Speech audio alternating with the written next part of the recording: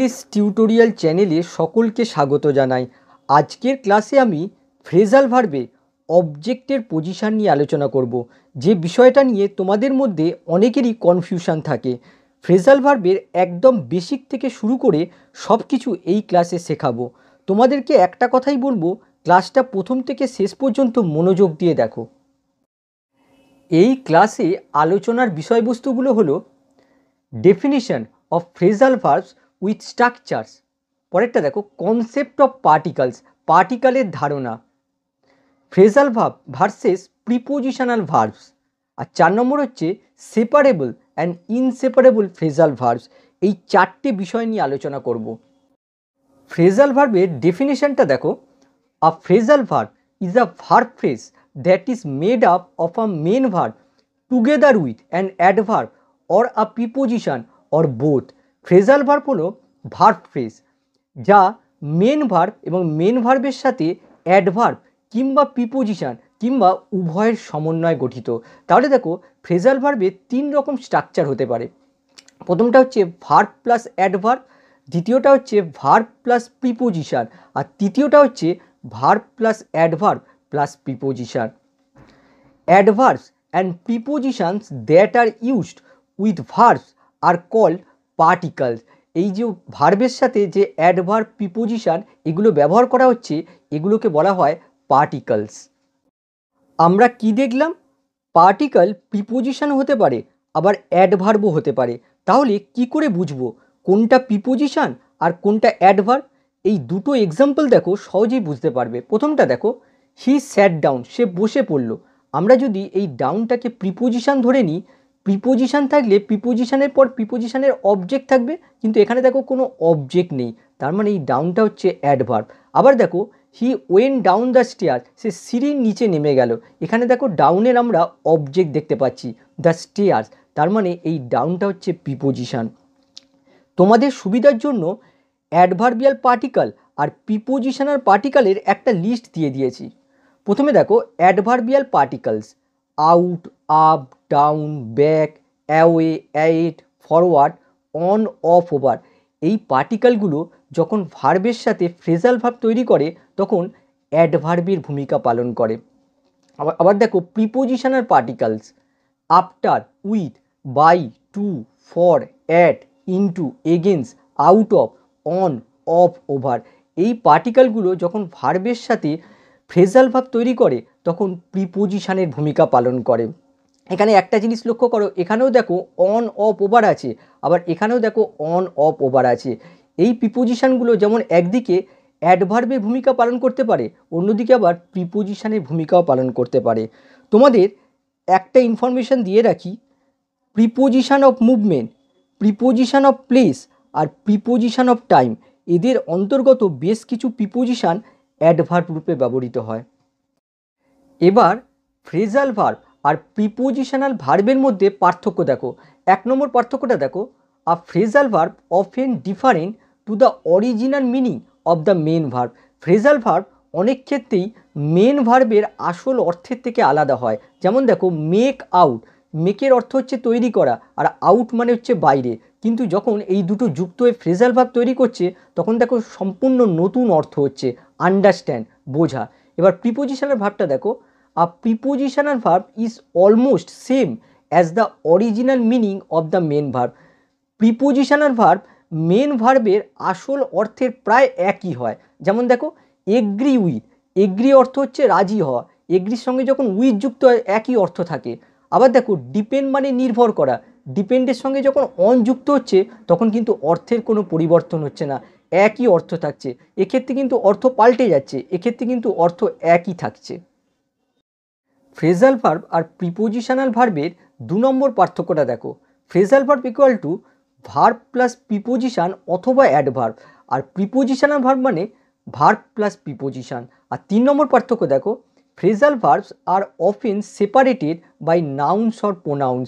Phrasal ভার্বকে অনেক সময় নাউন বা প্রোনাউন দিয়ে সেপারেট করা যায়, কিন্তু দেখো prepositional verbs can not be separated. Prepositional ভার্বকে সেপারেট করা যায় না, যদিও এর এক্সেপশন আছে। দেখো remind of, remind someone of something, আর provide with, provide someone with something. দেখো এক্ষেত্রে কিন্তু সেপারেট করা যায়, কিন্তু সেগুলো খুবই কম। প্রিপোজিশনাল ভার্বকে সাধারণভাবে সেপারেট করা যায় না। ফ্রেজাল ভার্বে অবজেক্টের পজিশন জানতে গেলে আমাদের দুটো জিনিস সম্পর্কে ধারণা থাকা প্রয়োজন। এক নম্বর হচ্ছে যে ভার্বটা ইউজ করা হচ্ছে সেটা ট্রানজিটিভ না ইনট্রানজিটিভ সেটা দেখতে হবে। আর দু নম্বর হচ্ছে ভার্বের সাথে যে পার্টিকেল ইউজ হচ্ছে সেটা অ্যাডভার্ব না প্রিপোজিশন সেটা দেখতে হবে। এবারে এক নম্বর স্ট্রাকচারটা দেখো, intransitive verb plus adverb. Intransitive verb plus অ্যাডভার্বের সমন্বয়ে যে ফ্রেজাল ভার্ব তৈরি হয় তাতে কোনো অবজেক্ট থাকে না। এক্সাম্পল দেখো, I think he will come back. আমি মনে করি সে ফিরে আসবে। এখানে দেখো কাম হচ্ছে ইনট্রানজিটিভ ভার্ব আর তার সাথে দেখো ব্যাক হচ্ছে অ্যাডভার্ব। ইনট্রানজিটিভ ভার্ব আর অ্যাডভার্বের সমন্বয়ে যে ফ্রেজাল ভার্বটা তৈরি হয়েছে এটা নিজেও দেখো ইনট্রানজিটিভ। এটা হচ্ছে ইনট্রানজিটিভ ফ্রেজাল ভার্ব, যার জন্য দেখো তার কোনো অবজেক্ট নেই। পরেরটা দেখো, you must look ahead for your own good. তোমাকে অবশ্যই তোমার ভালোর জন্য সামনের দিকে তাকাতে হবে। এখানে দেখো লুক অ্যাহেড কথার অর্থ হচ্ছে ভবিষ্যতের চিন্তা করা। এখানে লক্ষ্য করো লুক হচ্ছে ইনট্রানজিটিভ ভার্ব, তার সাথে দেখো অ্যাহেড হচ্ছে অ্যাডভার্ব। এই ইনট্রানজিটিভ ভার্ব আর অ্যাডভার্বের সমন্বয়ে যে ফ্রেজাল ভার্বটা তৈরি হয়েছে এটা হচ্ছে ইনট্রানজিটিভ ফ্রেজাল ভার্ব, যার জন্য দেখো এর কোনো অবজেক্ট নেই। The prices of daily necessities are going up day by day. নিত্য প্রয়োজনীয় জিনিসপত্রের দাম দিন দিন বাড়ছে। দেখো গো আপের অর্থ হচ্ছে ইনক্রিজ। এখানে দেখো ইনট্রানজিটিভ ভার্ব আর অ্যাডভার্বের সমন্বয় এই ফ্রেজাল ভার্বটা তৈরি হয়েছে, যার কোনো অবজেক্ট নেই। দু নম্বর স্ট্রাকচার দেখো, transitive verb plus adverb. Transitive verb plus অ্যাডভার্বের সমন্বয়ে যে ফ্রেজাল ভার্ব তৈরি হয় সেটা সেপারেবল হয়। সেপারেবল ফ্রেজাল ভার্ব বলতে কি বোঝাচ্ছে?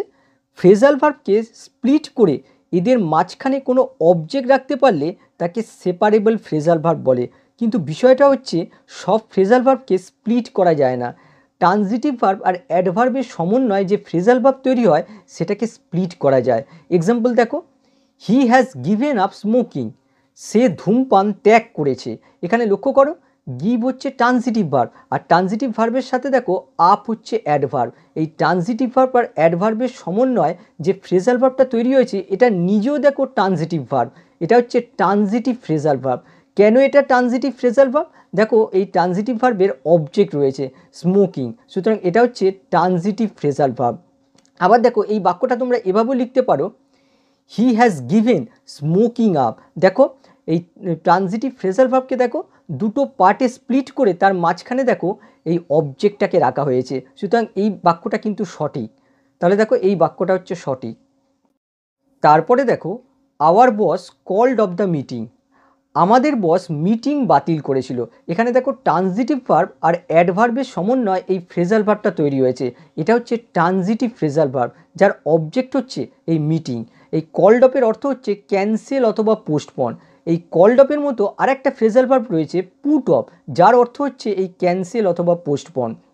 তোমরা ইচ্ছা করলে এই অবজেক্টটাকে কল্ড আর অফের মাঝখানে রাখতে পারো। বাক্যটা এভাবে লিখতে পারো, our boss call the meeting off. এখানে দেখো এই ফ্রেজাল ভার্বটাকে স্প্লিট করে তার মাঝখানে এই অবজেক্টটাকে রাখা হয়েছে। এই বাক্যটাও সঠিক, তোমরা দুভাবেই লিখতে পারো। এর বাক্য দেখো, she picked up the flower. সে ফুলটা তুলে নিয়েছিল। এখানে দেখো ট্রানজিটিভ ভার্ব আর অ্যাডভার্বের সমন্বয়ে ট্রানজিটিভ ফ্রেজাল ভার্ব তৈরি করেছে, যার অবজেক্ট হচ্ছে ফ্লাওয়ার। আবার তোমরা এই ফ্রেজাল ভার্বটাকে স্প্লিট করে অবজেক্টটাকে মাঝখানে রাখতে পারো। বাক্যটা এভাবে লিখতে পারো, she picked the flower up. এভাবেও কিন্তু বাক্যটা সঠিক হবে। আবার দেখো এখানে দেখো অবজেক্ট হিসেবে নাউন ইউজ হয়েছে। যদি তোমরা এই অবজেক্টের জায়গায় কোনো প্রোনাউন ইউজ করো তাহলে কিন্তু সর্বদা এই ভার্বের পরেই রাখতে হবে, শেষে রাখলে চলবে না। যেমন দেখো এই বাক্যটা, সি পিকড ইট আপ। এখানে লক্ষ্য করো এখানে দেখো পিকড আর আপ তার মাঝখানে দেখো অবজেক্ট হিসেবে এই ইটকে বসানো হয়েছে। এই বাক্যটা কিন্তু সঠিক। কিন্তু আমরা যদি বাক্যটাকে এভাবে লিখি, সি পিকড আপ ইট, তাহলে কিন্তু ভুল হয়ে যাবে। এক্ষেত্রে এই প্রোনাউন হিসেবে এই অবজেক্টকে শেষে রাখা যাবে না, তাহলে দেখো এই বাক্যটা ভুল রয়েছে। আরও কিছু এক্সাম্পল দেখো, রাইট ডাউন ইয়োর নেম।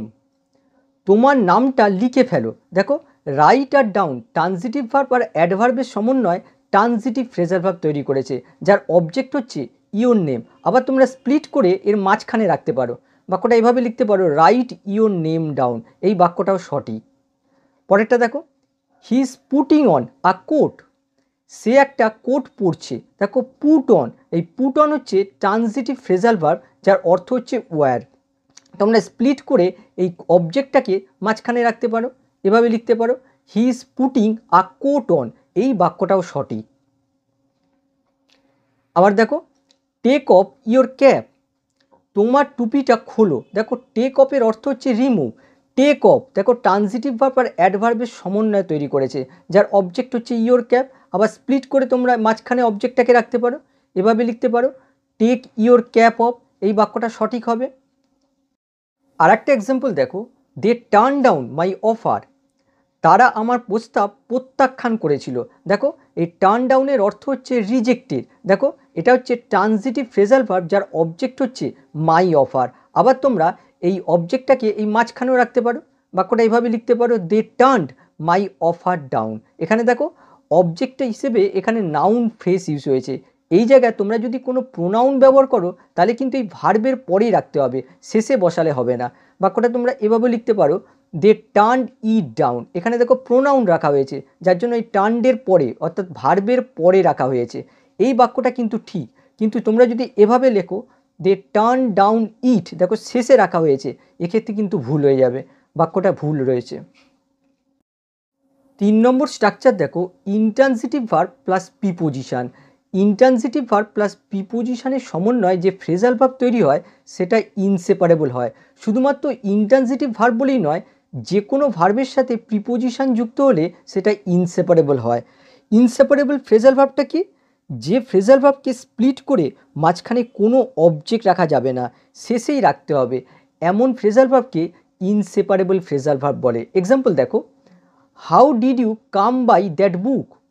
কীভাবে তুমি ওই বইটা পেলে। দেখো কাম বাই, যার অর্থ হচ্ছে গেট। দেখো ইন্ট্রানজিটিভ ভার্ব আর প্রিপোজিশনের সমন্বয় এই ফ্রেজাল ভার্বটা তৈরি হয়েছে, আর এটা ট্রানজিটিভ ফ্রেজাল ভার্ব তৈরি হয়েছে, যার অবজেক্ট দেখো দ্যাট বুক। তারপর দেখো, she agreed to look after my baby. সে আমার বাচ্চাটাকে দেখাশোনা করতে রাজি হয়েছিল। এখানে দেখো লুক আফটার, দেখো ইন্ট্রানজিটিভ ভার্ব আর প্রিপোজিশনের সমন্বয় এই ফ্রেজাল ভার্বটা তৈরি হয়েছে। এটা হচ্ছে ট্রানজিটিভ ফ্রেজাল ভার্ব, যার অবজেক্ট হচ্ছে মাই বেবি। দেখো এই লুক আফটারের অর্থ হচ্ছে টেক কেয়ার অফ। তোমরা যদি এই লুক আর আফটারকে স্প্লিট করে এই অবজেক্টটাকে মাঝখানে রাখো তাহলে কিন্তু ভুল হয়ে যাবে। বাক্যটা যদি তোমরা এভাবে লেখো, she agreed to look my baby after, তাহলে কিন্তু ভুল হবে। তাহলে দেখো এই বাক্যটা ভুল রয়েছে। তারপর দেখো, আমি আমার মোবাইল ফোনটা খুঁজছি। I am looking for my mobile phone. দেখো এখানে ইন্ট্রানজিটিভ ভার্ব আর প্রিপোজিশনের সমন্বয় ট্রানজিটিভ ফ্রেজাল ভার্ব তৈরি করেছে, যার অবজেক্ট হচ্ছে মাই মোবাইল ফোন। লুক ফরের অর্থ হচ্ছে সার্চ ফর। আবার যদি তোমরা এটাকে স্প্লিট করে মাঝখানে এই অবজেক্টটাকে রাখো তাহলে কিন্তু ভুল হবে। বাক্যটা যদি এভাবে লেখো, I am looking my mobile phone for, তাহলে কিন্তু বাক্যটা ভুল হয়ে যাবে। আর একটা এক্সাম্পল দেখো, মন্ত্রী ঘটনাটা তদন্ত করবে। The minister will look into the matter. দেখো লুক ইনটুর অর্থ হচ্ছে ইনভেস্টিগেট। দেখো ইন্ট্রানজিটিভ ভার্ব আর প্রিপোজিশনের সমন্বয় ট্রানজিটিভ ফ্রেজাল ভার্ব তৈরি করেছে, যার অবজেক্ট হচ্ছে ম্যাটার। এগুলোকে কখনই স্প্লিট করা যাবে না। 4 নম্বর স্ট্রাকচার দেখো, transitive verb plus preposition. Transitive verb plus প্রিপোজিশনের সমন্বয়ে যে ফ্রেজাল ভার্ব তৈরি হয় সেটা ইনসেপারেবল হয়। আমি আগেই বলেছি যে কোনো ভার্বের সাথে প্রিপোজিশন যুক্ত হলে সেটা ইনসেপারেবল হয়। এক্সাম্পল দেখো, the son takes after his father. ছেলেটিকে তার বাবার মতো দেখতে। দেখো টেক্স আফটারের অর্থ হচ্ছে রিসেম্বল। দেখো ট্রানজিটিভ ভার্ব আর প্রিপোজিশনের সমন্বয় ট্রানজিটিভ ফ্রেজাল ভার্ব তৈরি করেছে, যার অবজেক্ট হচ্ছে হিজ ফাদার। তোমরা যদি এই ফ্রেজাল ভার্বটাকে স্প্লিট করে এই অবজেক্টটাকে মাঝখানে রাখো তাহলে কিন্তু ভুল হবে। বাক্যটা যদি এভাবে লেখো, the son takes his father after, তাহলে কিন্তু বাক্যটা ভুল হয়ে যাবে। তারপর দেখো, ক্যারি অন ইউর স্টাডিজ। তোমার পড়াশোনা চালিয়ে যাও। দেখো ট্রানজিটিভ ভার্ব আর প্রিপোজিশনের সমন্বয় ট্রানজিটিভ ফ্রেজাল ভার্ব তৈরি করেছে, যার অবজেক্ট হচ্ছে ইওর স্টাডিজ। ক্যারি অন কথার অর্থ হচ্ছে কন্টিনিউ। তোমরা যদি এই ফ্রেজাল ভার্বটাকে স্প্লিট করে এই অবজেক্টটাকে মাঝখানে রাখো তাহলে কিন্তু ভুল হবে। বাক্যটা যদি এভাবে লেখো ক্যারি ইউর স্টাডিজ অন, তাহলে কিন্তু বাক্যটা ভুল হয়ে যাবে। আর একটা এক্সাম্পল দেখো, the authority called for his explanation, কর্তৃপক্ষ তার ব্যাখ্যা দাবি করেছিল। এখানে দেখো ট্রানজিটিভ ভার্ব আর প্রিপোজিশনের সমন্বয় ট্রানজিটিভ ফ্রেজাল ভার্ব তৈরি করেছে, যার অবজেক্ট হচ্ছে হিজ এক্সপ্লানেশন। এই কল ফরের অর্থ হচ্ছে ডিম্যান্ডেড। তোমরা এই ফ্রেজাল ভার্বটাকে স্প্লিট করে কখনোই অবজেক্টটাকে রাখতে পারবে না, তাহলে কিন্তু ভুল হবে। 5 নম্বর স্ট্রাকচার দেখো, intransitive verb plus adverb plus preposition. Intransitive verb plus adverb plus প্রিপোজিশনের সমন্বয়ে যে ফ্রেজাল ভার্ব তৈরি হয় সেটা ইনসেপারেবল হয়। মনে রাখবে, যে কোনো ভার্বের সাথে যখন দুটো পার্টিকেল ব্যবহার করে ফ্রেজাল ভার্ব তৈরি হয় সেটা সবসময় ইনসেপারেবলই হয়। এক্সাম্পল দেখো, we should not look down upon the beggars, আমাদের ভিখারিদের ঘৃণা করা উচিত নয়। দেখো লুক ডাউন আপন, যার অর্থ হচ্ছে হেট। দেখো ইনট্রানজিটিভ ভার্ব আর ডাউন হচ্ছে অ্যাডভার্ব আর আপন হচ্ছে প্রিপোজিশন, এদের সমন্বয়ে দেখো একটা ফ্রেজাল ভার্ব তৈরি করেছে, আর যেটা ট্রানজিটিভ ফ্রেজাল ভার্ব তৈরি করেছে, যার অবজেক্ট হচ্ছে দ্য বেগার্স। এটাকে কখনোই স্প্লিট করা যাবে না। তারপরে দেখো, we have run out of eggs, আমরা ডিমগুলো শেষ করে ফেলেছি। দেখো রান আউট অফের অর্থ হচ্ছে ফিনিশ। দেখো ইনট্রানজিটিভ ভার্বের সঙ্গে দুটো পার্টিকেল ব্যবহার করা হয়েছে, আউট হচ্ছে অ্যাডভার্ব আর অফ হচ্ছে প্রিপোজিশন। এদের সমন্বয়ে যে ফ্রেজাল ভার্বটা তৈরি করেছে এটা হচ্ছে ট্রানজিটিভ ফ্রেজাল ভার্ব, যার অবজেক্ট হচ্ছে এগ। এটাকে কখনই তোমরা স্প্লিট করতে পারবে না। পরের বাক্য দেখো, I have always looked up to my teachers, আমি সর্বদা আমার শিক্ষকদের সম্মান করি। দেখো লুকড আপ টু, দেখো লুক ইনট্রানজিটিভ ভার্ব, তার সঙ্গে দেখো আপ হচ্ছে অ্যাডভার্ব আর টু হচ্ছে প্রিপোজিশন, এদের সমন্বয়ে ট্রানজিটিভ ফ্রেজাল ভার্ব তৈরি করেছে, যার অবজেক্ট হচ্ছে মাই টিচার্স। লুক আপ টু কথার অর্থ হচ্ছে রেসপেক্ট।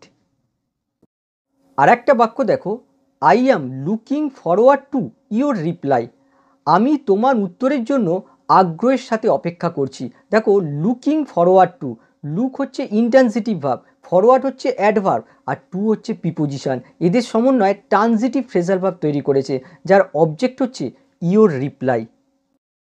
6 নম্বর স্ট্রাকচার দেখো, transitive verb plus adverb plus preposition. Transitive verb, adverb আর প্রিপোজিশনের সমন্বয়ে যে ফ্রেজাল ভার্ব তৈরি হয় সেটা ইনসেপারেবল হয়। এক্সাম্পল দেখো, I could not put up with your insult, আমি তোমার অপমান সহ্য করতে পারিনি। এখানে দেখো পুট হচ্ছে ট্রানজিটিভ ভার্ব আর তার সাথে দেখো দুটো পার্টিকেল ব্যবহার করা হয়েছে, আপ আর উইথ। আপ হচ্ছে অ্যাডভার্ব আর উইথ হচ্ছে প্রিপোজিশন, এদের সমন্বয়ে যে ফ্রেজাল ভার্ব তৈরি করেছে এটা হচ্ছে ট্রানজিটিভ ফ্রেজাল ভার্ব, যার অবজেক্ট হচ্ছে ইয়োর রেজাল্ট। দেখো পুট আপ উইথের অর্থ হচ্ছে টলারেট, এটাকে কখনোই তোমরা স্প্লিট করে এদের মাঝখানে অবজেক্ট রাখতে পারবে না। আর একটা এক্সাম্পল দেখো, child labour should be done away with in society, সমাজে শিশুর শ্রম অবলুপ্ত হওয়া উচিত। এটা দেখো প্যাসিভে রয়েছে, শুড প্লাস বি প্লাস ভার্বের পাস্ট পার্টিসিপল ফর্ম ইউজ করা হয়েছে। এখানে দেখো ডু, ডু হচ্ছে ট্রানজিটিভ ভার্ব, তার সাথে দুটো পার্টিকেল রয়েছে, অ্যাওয়ে আর উইথ। অ্যাওয়ে হচ্ছে অ্যাডভার্ব আর উইথ হচ্ছে প্রিপোজিশন। ডান অ্যাওয়ে উইথ, যার অর্থ হচ্ছে অ্যাবলিশ। আশা করি ক্লাসটা তোমাদের ভালো লেগেছে। আবার নেক্সট ক্লাসে দেখা হবে। বাই।